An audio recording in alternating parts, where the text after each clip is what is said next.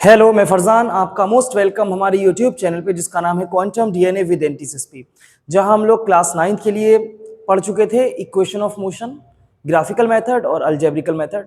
साथ ही साथ हमने यूनिफॉर्म सर्कुलर मोशन भी पढ़ लिया था। अगर आपने वो वीडियोस नहीं देखी हैं तो जल्दी से जाइए, डिस्क्रिप्शन बॉक्स में उनका लिंक है। और आज का टॉपिक हमारे लिए बहुत ज़्यादा इंपॉर्टेंट है। ये हमारे पास चैप्टर 2 से है, फिजिक्स क्लास 9 के, और हमारे पास टॉपिक का नाम है लॉज ऑफ मोशन। तो मोशन के बारे में हमें न्यूटन ने कुछ लॉज दिए हैं, जैसे कि हमने प्रीवियस वीडियो में जो पढ़ी थी वो हमारे पास इक्वेशन ऑफ मोशन थी कि किस तरीके से जब कोई बॉडी डिस्प्लेस की जाती है तो एक्सेलरेशन प्रोड्यूस होता है। आज हम पढ़ेंगे कि वहां पर डिस्प्लेसमेंट का रीजन क्या है। तो हमारे पास जो मेन रीजन है, वो मेन रीजन कौन है हमारे पास? वो मेन रीजन है फोर्स। तो किस तरीके से फोर्स ऑब्जेक्ट्स को अपनी पोजीशन चेंज करने के लिए मजबूर करता है, और कौन कौन से ऐसे फैक्टर हैं जो वहां पर बहुत जरूरी होते हैं। तो उन सब के लिए हमें पढ़ना है लॉज ऑफ मोशन। वीडियो को लास्ट तक देखिएगा। जल्दी से आइए शुरू करते हैं। तो लॉज ऑफ मोशन हमें बताते हैं कि बॉडीज का मोशन किस तरीके से होना है। अब यहाँ पर जो लॉज ऑफ मोशन है ना, वो हमारे पास 3 है। 3 लॉज ऑफ मोशन हमारे पास हैं, जिनमें से फर्स्ट वाले को बोलते हैं लॉ ऑफ इनर्शिया। फर्स्ट वाला है लॉ ऑफ इनर्शिया। सेकेंड वाले को नाम देते हैं लॉ ऑफ सेकेंड वाले का नाम क्या है? सेकेंड वाले का नाम है लॉ ऑफ मोमेंटम। और जो हमारा थर्ड वाला लॉ है उसका नाम है, बिल्कुल सही समझ रहे हैं आप, उसका नाम है law of action and reaction. Law of action and reaction. तो हमारे पास 3 लॉज दिए गए हैं। पहले का नाम इनर्शिया, दूसरे का नाम मोमेंटम, तीसरे का एक्शन रिएक्शन। तो अगर आप न्यूटन लॉज पढ़ना चाहते हैं तो आपको सबसे पहले ये 3 चीजें पता होनी चाहिए जो हमने इस गोले के अंदर लिखी हैं। आपको इनर्शिया के बारे में पता होना चाहिए, आपको मोमेंटम के बारे में पता होना चाहिए, साथ ही साथ आपको पता होना चाहिए कि एक्शन और रिएक्शन क्या है। बस अगर ये 3 नाम हमें पता चल गए तो फिर लॉज समझना बहुत आसान है। आइए जल्दी से सबसे पहले स्टार्ट करते हैं कि भाई इनर्शिया क्या है। तो इन सबको हटा देते हैं। पहले हम पढ़ेंगे इनर्शिया, फिर हम पढ़ेंगे लॉ ऑफ इनर्शिया। आइए जल्दी से। तो इनर्शिया आपके पास है क्या? ये जो इनर्शिया है ना, ये बॉडी की एक प्रॉपर्टी है। अब बॉडी की किस टाइप की प्रॉपर्टी? अच्छा, हर कोई चीज, हर कोई ऑब्जेक्ट, हम और आप सब चाहते हैं कि हम जिस स्टेट में हैं हमारी वो स्टेट चेंज ना हो। अभी आप बैठे हैं तो आप चाहेंगे कि आप बैठे रहें, कोई आपसे कहे ना पानी लेकर आओ यार, ठीक है, आप अपनी स्टेट को चेंज करना नहीं चाहते। तो हर बॉडी की एक प्रॉपर्टी है कि वो अपनी स्टेट को चेंज करने से मना करेगी, ठीक है। तो ऐसी ही प्रॉपर्टी को हम बोल रहे हैं इनर्शिया। अब इनर्शिया किस चीज के चेंज को मना कर रही है? स्टेट में होने वाले चेंज को। एक एग्जांपल के तौर पर हमारे पास घर में पंखा है। अगर आप वीडियो देख रहे होंगे तो आसपास देखिए अपने, एक बंद पंखा, एक फैन देखिए, एक फैन जो कैसा है, जो ऑफ है। अच्छा, अगर फैन ऑफ है तो उसकी स्टेट कैसी होगी? ये चीजें आपको बहुत अच्छे से ध्यान रखनी है। उसकी स्टेट कैसी होगी, मोशन की या रेस्ट की? बताइए जल्दी से, देखिए। हाँ, बहुत बढ़िया। तो अगर फैन ऑफ है तो उसकी स्टेट कैसी होगी? उसकी स्टेट होगी रेस्ट की। अरे होगी ना, बहुत बढ़िया। आप स्विच ऑन करते हैं तो पंखा क्या एकदम फुल स्पीड से घूमता है, या पहले थोड़ा सा हल्का मोशन, उसके बाद वो अपने मोशन को एक्सेलरेट करता है? ऐसा ही होता है ना। तो जब आप फैन का स्विच ऑन करेंगे, देखिए इधर, जब आप फैन का स्विच क्या करेंगे, ऑन करेंगे, तो फैन का स्विच ऑन करने पर मोशन स्टार्ट होगा फैन का, और मोशन एकदम से फास्ट नहीं होगा, मोशन धीरे धीरे एक्सेलरेट होगा। ये देखिए, ये एरो देखिए, ये मोशन धीरे धीरे क्या होगा, एक्सेलरेट होगा। इसका मतलब जब आपने स्विच ऑन किया तो उस फैन के मोटर के अंदर इलेक्ट्रिक करंट पास होगी। अब वो उसके रोटेशन करवाएगी, लेकिन फैन हमारा किस में है? देखिए, फैन हमारा किस में है? रेस्ट में। तो फैन क्या चाहेगा कि भाई हम रेस्ट में हैं और हमारी स्टेट चेंज ना हो। ऐसा ही चाहेगा ना फैन कि हमारी रेस्ट की स्टेट चेंज ना हो, क्योंकि उसके अंदर एक प्रॉपर्टी है। कौन सी प्रॉपर्टी है भाई? इनर्शिया। ये बात समझ में आ रही है? अब वो इनर्शिया किस किस तरीके का इनर्शिया है? वो इनर्शिया है इनर्शिया ऑफ रेस्ट। क्या एक बात समझ में आ रही है ना, कि फैन ऑफ है, उसकी स्टेट रेस्ट की है, आप ऑन करेंगे तो एकदम से वो एक्सेलरेट नहीं होगा, वहां पर वेलोसिटी उसकी धीरे धीरे बढ़ेगी, क्यों? क्योंकि उसके अंदर है एक प्रॉपर्टी जो उसके मोशन का अपोज कर रही है, और मोशन का अपोज करने वाला इनर्शिया क्या कहलाता है? Inertia of rest. इतनी तो बात आपको समझ में आ रही है। अच्छा, फिर वो फैन चलने लगा थोड़ी देर में। अब वो फैन बढ़िया करके एक्सेलरेशन बेहतरीन चल रहा, तेज स्पीड में चल रहा है। अब आप स्विच ऑफ करते हैं। क्या स्विच ऑफ करने पर दूसरा कंडीशन है, दूसरा कंडीशन, अब हमारा जो फैन है ना, देखो इधर भैया, ये अब हमारा फैन जो है वो ऑन है। जब फैन ऑन है तो बहुत स्पीड में चल रहा होगा वो, आप उसका स्विच क्या कर दोगे? आप उसका स्विच ऑफ कर दोगे। क्या स्विच ऑफ करते ही फैन एकदम रुक जाएगा? नहीं रुकेगा, क्योंकि जब फैन मोशन में है ना, जब फैन ऑन है, जब फैन मोशन में है, तो उसके पास होगा, उसके पास स्टेट कौन सी है? मोशन की स्टेट है। और वो अपनी मोशन की स्टेट को इतनी ईजिली, मोशन की स्टेट को इतनी ईजिली रेस्ट में नहीं लाएगा। तो स्विच ऑफ करने के बाद फैन धीरे धीरे बंद होता है, क्योंकि उसके अंदर मोशन है। तो यहां पर एक इनर्शिया तो रेस्ट के लिए था, एक इनर्शिया किसके लिए होगा? एक इनर्शिया होगा मोशन के लिए। आप यही सेम एग्जांपल फैन की जगह आप बस में भी एक्सपीरियंस कर सकते हैं। एक बस रुकी हुई है, रेस्ट में है, आप बस के अंदर हैं, आप भी रेस्ट में हैं। अच्छा, आप और बस दोनों रेस्ट में है ना, आप बस में खड़े हुए हैं, चलिए बैठे भी हैं तो कोई मसला नहीं, लेकिन अगर आप बस में खड़े हैं तो आप इनर्शिया को बहुत अच्छे से फील कर पाएंगे। आप बस में खड़े हैं, अब बस एकदम से स्टार्ट हो जाएगी, बस एकदम से आगे बढ़ गई, तो बस भी रेस्ट में थी, आप भी रेस्ट में थे। अच्छा, बस तो मोशन में आ गई, लेकिन आप किस में हैं? रेस्ट में। तो आपकी बॉडी क्या चाहती है? ये सब हम इरेज कर देते हैं। आपकी बॉडी क्या चाहती है? आपकी बॉडी किस में थी? रेस्ट में। तो वो किस में रहना चाहेगी? वो रेस्ट में रहना चाहेगी। लेकिन बस कहां जा रही है? बस तो आगे जा रही है ना, तो बस आपकी बॉडी को आगे लेकर जाएगी और आप पीछे रहना चाह रहे हैं। तो इसीलिए जब एकदम से बस सडनली स्टार्ट होती है, तो जो पैसेंजर्स वगैरह रहते हैं उनको बैकवर्ड जर्क लगता है ना, पीछे की तरफ। आप एक्सपीरियंस करके देखा होगा आपने कभी तो, ये कि अगर आप बस के अंदर खड़े हैं और बस एकदम से आगे चली जाएगी, तो बस आगे जा रही है, लेकिन आपकी बॉडी रेस्ट में थी, वो बॉडी रेस्ट में ही रहना चाहेगी, वो मोशन का अपोज करेगी। तो मोशन आगे है तो बॉडी कहां जाएगी? पीछे। तो ऐसा होने पर आपको फील होगा बैकवर्ड जर्क। क्या फील होगा आपको? आपको फील होगा बैकवर्ड जर्क, पीछे की तरफ धक्का लगेगा। फिर आप उठेंगे, कपड़े वगैरह झाड़ेंगे, अपने बढ़िया करके साफ करेंगे, फिर आप दोबारा से खड़े हो जाएंगे और अब बस जा रही है आगे। ये बस है आपकी, ये बस जा रही है आपकी, ठीक है। बहुत सारे पहिए हैं इसमें, बस नहीं बना पाएंगे भैया हम, ठीक है। तो हमारे पास ये बस जा रही है, ठीक है। अब ये बस आगे जा रही है और आप इसमें खड़े हुए हैं, तो आप भी आगे जा रहे हैं, बस भी मोशन में और आप भी मोशन में हैं। अब बस में सामने कोई आ गया तो ब्रेक लगाए गए, जब ब्रेक लगे तो बस तो रेस्ट में आ गई, लेकिन आप तो खड़े हुए हैं ना, आप नहीं रेस्ट में आ रहे हैं, आपकी बॉडी किस में थी? मोशन में। तो जब आपकी बॉडी मोशन में रहेगी तो फिर क्या होगा? बस तो रुक गई, लेकिन आपकी बॉडी मोशन में थी, तो आपकी बॉडी, मान लीजिए आप यहां पर खड़े थे बस में, आप यहां पर खड़े थे बस में, बस तो रुक गई है ना, लेकिन आप आगे की तरफ जाओगे और आप यहां पहुंच जाओगे। ये भी आपने एक्सपीरियंस किया होगा। ये आपकी इनिशियल पोजीशन थी और बस रुक रही है तो आपकी फाइनल पोजीशन, आप आगे की तरफ डिस्प्लेस हो जाएंगे। ऐसा क्यों हो रहा? क्योंकि जब आप बस के साथ मोशन में थे तो आपकी बॉडी के अंदर एक इनर्शिया था। कौन सा इनर्शिया था आपकी बॉडी के अंदर?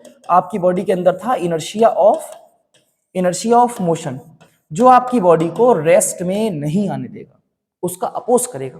आने कैसे नहीं देगा, लेकिन वो पहले उस चीज का अपोज करेगा। इतनी बात आपको बहुत बढ़िया करके समझनी है।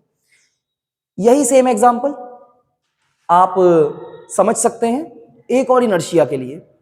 आपने कई बार ऐसा देखा भी होगा कि जब कहीं पर कोई बहुत शार्प टर्न आता है, एक ब्लाइंड टर्न आता है, एकदम अचानक से सडन मोड़ आ जाती है कोई, तो जब भी हमारी बस या कार मुड़ती है तो आपको एक बार ऐसा लगता होगा कि आप या तो लेफ्ट साइड की तरफ या फिर राइट साइड की तरफ जर्क एक्सपीरियंस करते हैं। इनर्शिया ऑफ रेस्ट में, इनर्शिया ऑफ मोशन में आप फॉरवर्ड और बैकवर्ड जर्क एक्सपीरियंस करेंगे। लेकिन जब बात आ रही है ना इनर्शिया ऑफ डायरेक्शन की, कि आपकी जो बस है, आपकी जो कार है, जब उसने अपनी डायरेक्शन एकदम से चेंज कर दी, तो आपको आगे या पीछे जर्क नहीं फील होता, आपको जर्क फील होता है लेफ्ट साइड में और राइट साइड में। ऐसा आपने देखा होगा जब बहुत बहुत जल्दी एक शार्प टर्न आ जाता है, एक कोई मोड़ आ जाता है, उस टाइम पर जब कार को या बस को मोड़ा जाता है। वो इसलिए हो रहा है क्योंकि आप और बस दोनों एक साथ सामने जा रहे हैं, दोनों एक डायरेक्शन में जा रहे हैं, लेकिन बस की डायरेक्शन तो चेंज हो गई ना, बस मुड़ी तो बस की डायरेक्शन क्या हो गई? चेंज। लेकिन आपकी बॉडी के अंदर तो इनर्शिया है, वो मान ही नहीं रहा, वो कह रहा है नहीं नहीं भाई हम तो आगे ही जाएंगे जिस डायरेक्शन में जा रहे थे। तो बस मुड़ गई है तो आपकी बॉडी उसी डायरेक्शन में जा रही है, तो आप दूसरी तरफ, मतलब अगर बस मुड़ी है राइट साइड तो आपको जर्क लगेगा लेफ्ट साइड। इतना समझ में आ रहा है? तो इनर्शिया हमारे पास एक प्रॉपर्टी है। जल्दी से आइए एक बार जल्दी से इनर्शिया को कंक्लूड कर देते हैं। तो इनर्शिया हमारे पास क्या है? इनर्शिया एक प्रॉपर्टी है which opposes the change in state. बात समझ में आ रही है? स्टेट में होने वाले चेंज का क्या कर रही है? अपोज। अब इनर्शिया हमारे पास तीन टाइप का है। पहला कौन सा इनर्शिया है भाई? पहला है इनर्शिया ऑफ रेस्ट। दूसरा है हमारे पास, दूसरा कौन सा है? Inertia of motion. और तीसरा कौन सा है हमारे पास? तीसरा है हमारे पास इनर्शिया ऑफ डायरेक्शन। ठीक है, तो हमारे पास यहां पर तीन इनर्शिया दिए हुए हैं, inertia of rest, inertia of motion और inertia of direction. Inertia of rest जो है ये आपकी बॉडी को रेस्ट में रखेगा और मोशन में आने पर अपोज करेगा। इनर्शिया ऑफ मोशन, जब आपकी बॉडी मोशन में है तभी आपकी बॉडी के अंदर होगा, और अगर आपका मोशन स्टॉप किया जाएगा तभी अपोज करेगा। इनर्शिया ऑफ डायरेक्शन आपकी बॉडी की डायरेक्शन में होने वाले चेंज का अपोज करेगा। ऐसा ही आपने बाइक पर भी एक्सपीरियंस किया होगा। जब बाइक एकदम से स्टार्ट होती है, उसका गियर डालकर क्लच एकदम से छोड़ा जाएगा तो आपको पीछे की तरफ जर्क लगेगा, क्योंकि आपकी बॉडी रेस्ट में थी और बॉडी रेस्ट में रहना चाहती है। ठीक है, ऐसा ही आप एक्सपीरियंस, इसीलिए आपको वो बोला जाता है ना कि जब कार चलाएं तो सीट बेल्ट लगाएं, क्योंकि कार बहुत तेज आगे जा रही है मोशन में, कार का मोशन बहुत फास्ट है, आपकी बॉडी का मोशन भी बहुत फास्ट है, आपकी बॉडी के अंदर उस टाइम पर इनर्शिया ऑफ मोशन है। लेकिन आप ब्रेक लगाकर कार रोक सकते हैं, खुद को नहीं रोक सकते। तो खुद को रोकने के लिए क्या लगाते हैं? Seat belt. बहुत जरूरी है लगाना, वरना आपकी बॉडी इतने मोशन में है कि आप जाकर बिल्कुल आगे टकरा सकते हो बहुत बढ़िया करके। तो इसीलिए सीट बेल्ट पहनना ना भूलें। ठीक, तो ये तीन टाइप का हमारे पास इनर्शिया है। अब इस इनर्शिया के बाद हमारे पास आता है लॉ ऑफ इनर्शिया। कि भाई लॉ ऑफ इनर्शिया क्या है? इनर्शिया की डेफिनेशन पे ही बेस्ड है लॉ ऑफ इनर्शिया। डिफरेंस है, लेकिन ये ध्यान रखिएगा, आपको एग्जाम में इनर्शिया अलग पूछा जा सकता है और लॉ ऑफ इनर्शिया अलग। तो इनर्शिया अलग है, इनर्शिया प्रॉपर्टी है, और लॉ ऑफ इनर्शिया प्रॉपर एक स्टेटमेंट है। जल्दी से हम लोग लॉ ऑफ इनर्शिया देखते हैं। तो it states that a body will continue its state of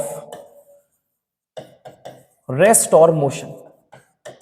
तो लॉ ऑफ इनर्शिया कह रहा है आपसे अ body will continue its state of rest और मोशन, कि बॉडी अपनी स्टेट ऑफ रेस्ट या स्टेट ऑफ मोशन को कंटिन्यू करेगी। कब तक करेगी? जब तक आप कोई चुल्ल ना करें बाहर से। चुल्ल का मतलब एक फोर्स ना लगाएं, कि आपने फुटबॉल पे किक किया है तो फुटबॉल चलती रहनी चाहिए, मतलब बिल्कुल हमेशा बढ़ती रहनी चाहिए आगे, इसके हिसाब से। लेकिन कब तक? आगे भी देखिए, पूरा स्टेटमेंट अभी नहीं हुआ है। A body will continue its state of rest और मोशन। कब तक की बात हो रही भाई? unless and until an external force is applied on it। और ऐसा वो कब तक कर सकती है? मतलब कोई बॉडी अगर स्टेट ऑफ रेस्ट या स्टेट ऑफ मोशन में है तो ऐसा वो कब तक करेगी? जब तक उस पर बाहर से कोई फोर्स ना लगाए। जैसे कि ये स्टाइलर है, ये स्टाइलर देखिए, ये स्टाइलर अभी रेस्ट में है, ये हमेशा रेस्ट में रहेगा, हमेशा।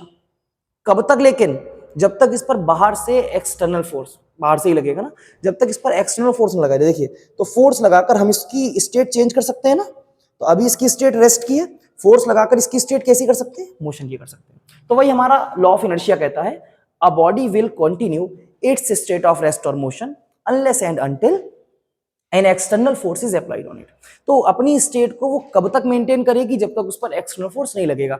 अब वो फुटबॉल वाला एग्जांपल रहा, तो आप फुटबॉल को किक मारते हैं तो फुटबॉल जो है वो, ये रही हमारी फुटबॉल और ये रही सरफेस। तो देखिए, फुटबॉल आगे जा रही है ना, और फुटबॉल और सरफेस के बीच में एक फोर्स लगता है जो फुटबॉल के मोशन का अपोज करेगा, फ्रिक्शन फोर्स लगता है ना। तो देखिए, एक एक्सटर्नल फोर्स लग गया और अब फुटबॉल कुछ आगे जाकर थोड़ी देर पर, अभी इसके पास वेलोसिटी v है, बाद में इसकी वेलोसिटी 0 हो जाएगी। तो इतनी बात आपको समझनी है, एक फोर्स लगाकर ही इस स्टेट ऑफ रेस्ट को मोशन में ला सकते हैं और स्टेट ऑफ मोशन को रेस्ट में ला सकते हैं। उसके लिए कौन चाहिए आपको? उसके लिए आपको चाहिए फोर्स। क्या बात समझ में आ रही है? तो फोर्स एक फैक्टर है, फोर्स एक इफेक्ट है। जो बॉडी की स्टेट चेंज करने के लिए बहुत जरूरी है। बिना फोर्स के आप बॉडी की स्टेट चेंज नहीं कर सकते। तो ये तो हमारे पास हो गया इनर्शिया के बारे में और फर्स्ट लॉ। अब हम पढ़ते हैं सेकंड की तरफ। तो हमारे पास सेकंड था लॉ ऑफ मोमेंटम। तो वहां पर हमें एक टर्म पढ़ना है मोमेंटम, कि भाई ये मोमेंटम आखिर है क्या। आइए, क्योंकि अगर मोमेंटम पढ़ लेंगे तो लॉ ऑफ मोमेंटम तो बहुत आसान है, जैसा इनर्शिया पढ़ लिया तो लॉ ऑफ इनर्शिया कितना आसान था। तो मोमेंटम क्या है हमारे पास, किसी बॉडी का मास, ठीक है, m है, ये रही कोई बॉडी, इसका मास कितना है m, और ये कितनी वेलोसिटी से आगे जा रही है, ये आगे जा रही है v वेलोसिटी से। मान लीजिए आपके पास ये स्टाइलर है, इसका मास m है, और आपने इस स्टाइलर को v वेलोसिटी से थ्रो किया।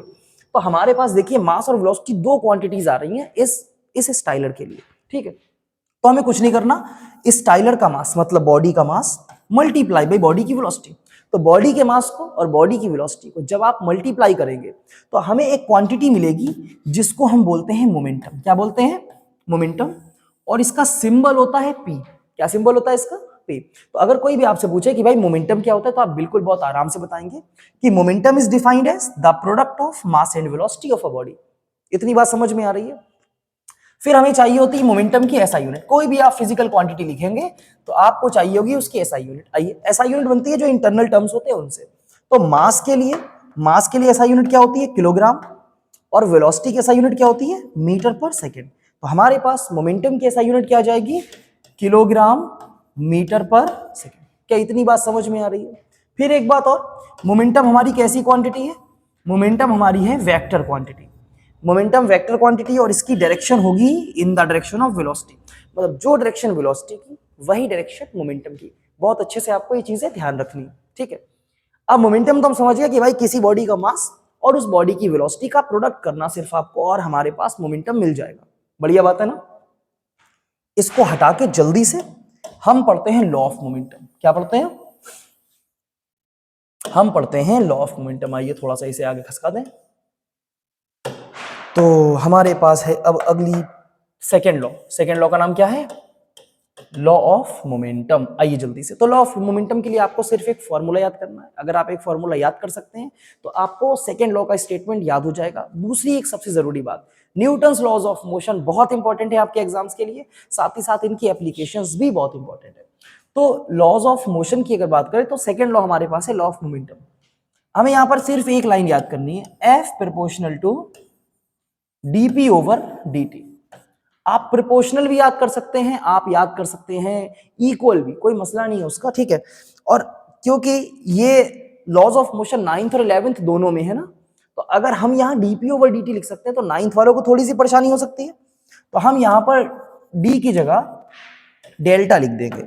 dp और ओवर dt मतलब बहुत छोटे चेंज की बात हो रही है, तो हम यहाँ पर ऐसा लिख देंगे delta p over delta t। बात वही है, ठीक है। तो अब आपको एक एक्सेलरेशन का फॉर्मूला याद होगा, आपने चैप्टर फर्स्ट में एक्सेलरेशन के बारे में पढ़ा था। एक्सेलरेशन क्या होता है, डेल्टा वी अपॉन टी। अच्छा, हमने आपको एक बात बताई थी कि अपॉन में कोई भी क्वांटिटी होती है उसको ना बोलते हैं पर यूनिट। क्या बोलते हैं, पर यूनिट। तो अगर हम ऐसा लिख दें, अपॉन में एरिया लिख दें तो ये हो जाएगा पर यूनिट एरिया, ठीक है। अपॉन में हम लिख दें वॉल्यूम तो ये हो जाएगा पर यूनिट वॉल्यूम। हम अपॉन में टाइम लिख दें तो ये हो जाएगा पर यूनिट टाइम। हम अपॉन में का लिख दें का तो क्या हो जाएगा, पर यूनिट का। कुछ भी अपॉन में लिखा है तो पर यूनिट पढ़ देते हैं। लेकिन एक सबसे जरूरी सी बात है, जब कभी भी कोई क्वांटिटी चेंज हो रही है ना टाइम के रिस्पेक्ट में, तो जो अपॉन में टाइम लिखा है पर यूनिट टाइम, सिर्फ इसके लिए ये बात हो रही है। तो पर यूनिट टाइम को हम एक स्पेशल नाम से भी जानते हैं जिसको बोलते हैं रेट। क्या बोलते हैं, वैसे तो पर यूनिट टाइम बोल सकते हैं लेकिन हम उसको बोलते हैं रेट। ये चीज समझ में आ रही है। तो अपॉन में कभी भी टाइम लिखा हुआ हम उसको रेट पढ़ सकते हैं। तो देखो ये रेट है, पर यूनिट टाइम मतलब change in velocity per unit time, मतलब टाइम के साथ साथ वेलोसिटी में होने वाला चेंज। तो अपॉन में टाइम को रेट बोलेंगे, अपॉन में टाइम को क्या बोलेंगे, रेट। और ये रेट किस चीज की है, ऊपर क्या हो रहा है देखो, डेल्टा मतलब change, change in velocity. Delta we को लिख सकते हैं ना v माइनस यू। तो rate of change of velocity, rate of change of velocity को बोलते हैं एक्सेलरेशन। वापस आ रहे देखो, अपॉन में टाइम का चेंज है मतलब रेट है, ऊपर किस चीज की रेट है भाई, चेंज इन मोमेंटम, मतलब rate of change of momentum. देखो rate of change of momentum, p मतलब मोमेंटम, ये था rate of change of velocity, ऐसे ही है rate of change of momentum. अभी हमारे पास ऐसे लिखा है A प्रोपोर्शनल टू B और A प्रोपोर्शनल टू 1/B। अगर कोई क्वांटिटी सामने लिखी है तो होती है डायरेक्टली प्रोपोर्शनल, कोई क्वांटिटी रेसिप्रोकल में लिखी है तो होती है इनवर्सली प्रोपोर्शनल। तो हम इसको क्या पढ़ेंगे, हम इसको पढ़ेंगे A प्रोपोर्शनल टू B और A inversely proportional to B, reciprocal वाली इनवर्सली। अब जरा यहां पर आ जाओ, तो rate of change of momentum, force कहां लिखा है, सामने या रेसिप्रोकल में, जल्दी बताइए। बिल्कुल ठीक बता रहे हैं आप, बस यहां तक आवाज नहीं आ रही आपकी। तो rate of change of momentum सामने लिखा है मतलब डायरेक्टली प्रोपोर्शनल। तो rate of change of momentum किसके डायरेक्टली प्रोपोर्शनल है? ये F कौन है भाई? ये F है, ये F है अप्लाइड फोर्स। कौन सा फोर्स है ये है अप्लाइड फोर्स। तो एक बार हम जल्दी से स्टेटमेंट लिख लेते हैं कि आप स्टेटमेंट में क्या लिखोगे। तो हम स्टेटमेंट में इसको लिखेंगे, आइए, तो स्टेटमेंट कैसा रहेगा अपना?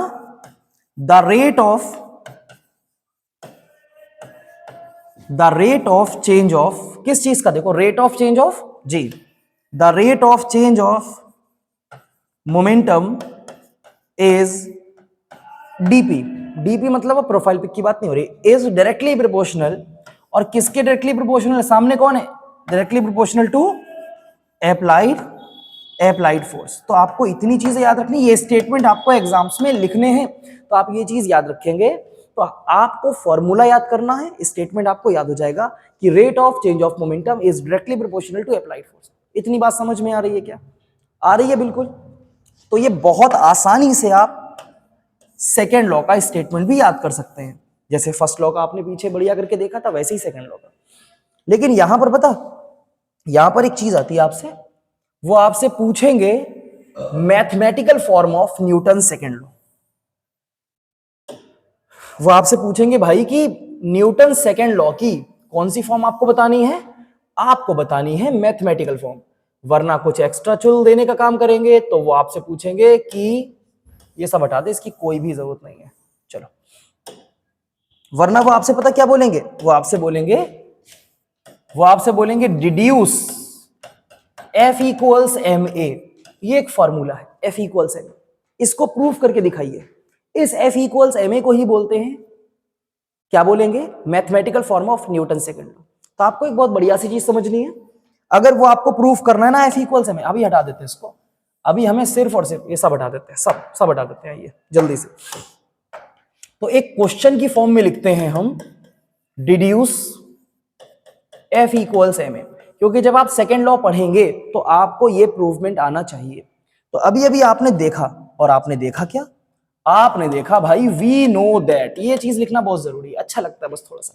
तो we know that F proportional to delta P upon T, ऐसा ही है ना? Rate of change of momentum directly proportional to applied force, upon में डेल्टा T या T वो एक ही बात है, ठीक है? तो F is proportional to delta P upon T। ये फोर्स प्रोपोर्शनल है rate of change of momentum के।